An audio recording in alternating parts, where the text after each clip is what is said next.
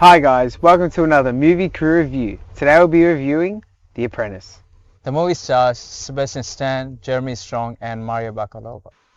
So this film follows Donald Trump and Roy Cohn from the 1970s through to the late 1980s, as we see Roy Cohn, a powerful power broker and lawyer, take Donald Trump under his wing as his protege, the Apprentice, and turn him into the man that we know him as today.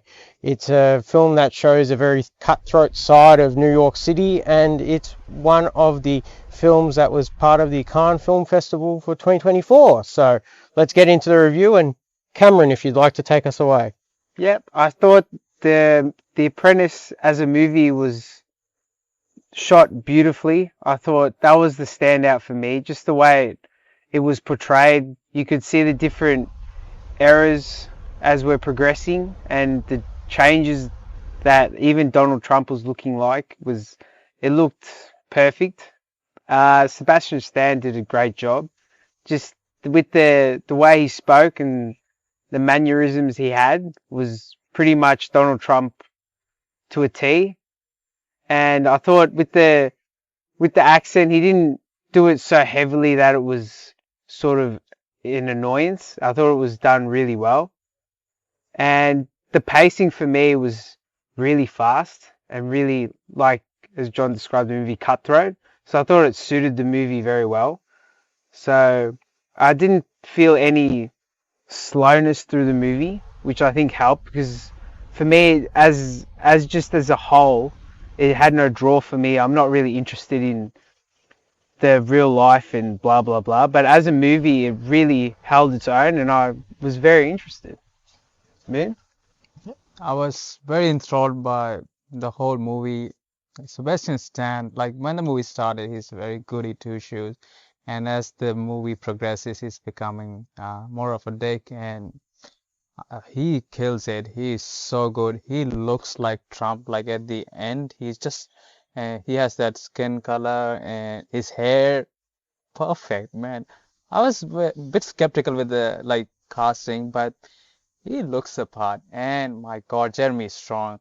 He, for me, like for the first act, I was like, I want more of Jeremy Strong because he's this badass, but the way he was portrayed, that like his influence was so much impactful on Donald Trump. Like you can see why Trump, like what he became. So yeah, great performances.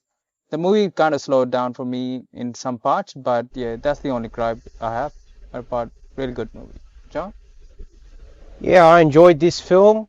I am interested in the Donald Trump era and the 80s and the 90s, so I found this quite an enjoyable watch.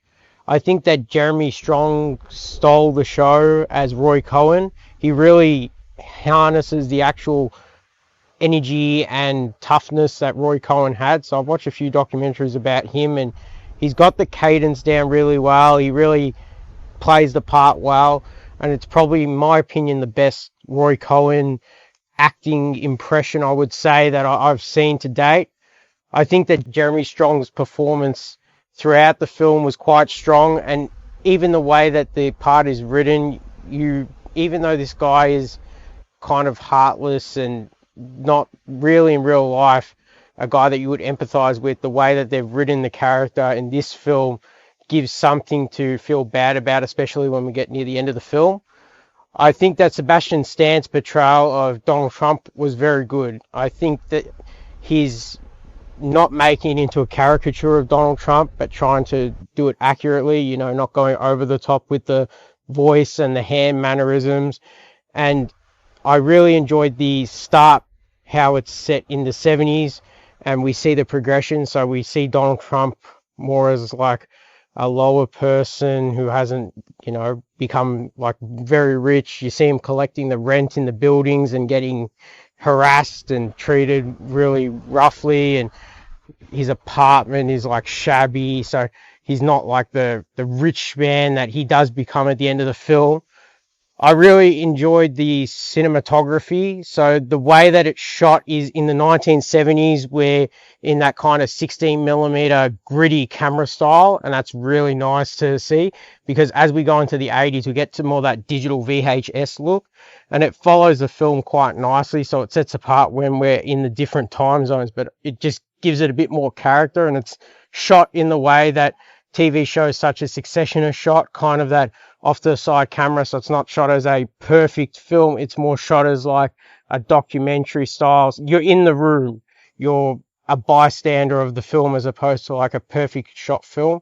So I really enjoyed that style of camera work, and the film pretty much hits all the main points of Donald Trump and Roy Cohn, Roy Cohn's past and how he got there, and Donald Trump, how he gets brought up to become the millionaire, the tycoon that he is, and we see his rise as Roy Cohn's fall. So I really don't have many gripes with the film. I think that it's shot well, and Ivanka Trump, the actress who plays her, it was really great. She was in not a lot of scenes, but I think she gives the essence of Ivanka Trump, and I would have liked to see, to be honest, just a bit more of her business side, because they do mention near the latter part of the film how she was integral into the running of the casino as a manager, but she really did have a lot to do with the actual day-to-day operations of the Trump casinos in Atlantic City, and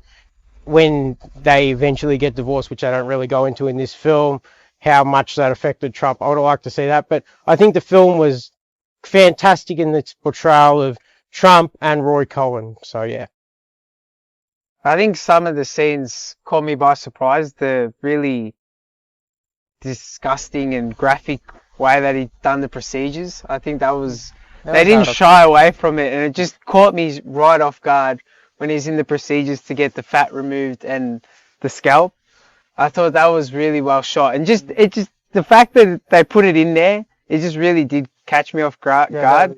And the rape scene, that was from left field for me.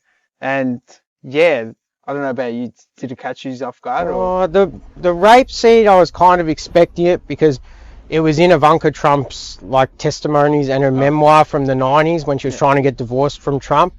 Then she went back and recanted it once she got her divorce. So it's one of those, did it happen? Maybe yes, maybe no, because she wanted to get out of there when he was with, and that's the other thing you see him with Marla Maples in the film near the latter half. That was the blonde lady he was with. They don't really bring that up, but that was the kind of catalyst for them getting divorced. So there are a couple of things that they brush over, but that I was in somewhat expecting, because of the time that we're in now. I think had this film been made in, I don't know, 2010 or something, it would probably be not as like focused on that side of him, but I think they've done a nice even-handed way of telling the story. So yeah. Alright guys, going to give our scores. Moon, how many Trump Towers out of 10? I'll give it 8 Trump Towers out of 10. John?